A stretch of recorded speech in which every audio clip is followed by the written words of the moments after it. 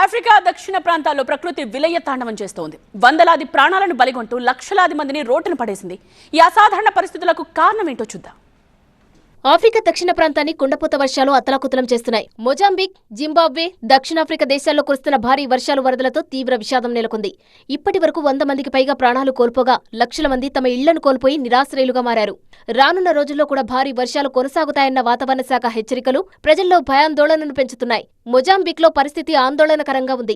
భారీ వర్షాలు, ఆకస్మిక వరదల కారణంగా దాదాపు 2 లక్షల మంది ప్రజలు ప్రభావితమయ్యారు. వేలాది ఇళ్లు పూర్తిగా నీట మునిగి ధ్వంసమయ్యాయి.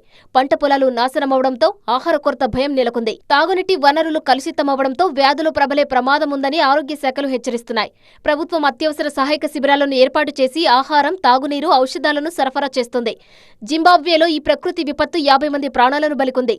వరద ఉధృతికి 1000కి పైగా ఇళ్లు కొట్టుకుపోయాయి. పాఠశాల భవనాలు, ఆసుపత్రులు, రహదారులు, వంతెనలు తీవ్రంగా దెబ్బతిన్నాయి. కొన్ని గ్రామాలకు రాకపోకలు పూర్తిగా నిలిచిపోయాయి. సహాయక బృందాలు చేరుకోలేని ప్రాంతాల్లో ప్రజలు ఆహారం, నీరు లేక తీవ్ర ఇబ్బందులు పడుతున్నారు.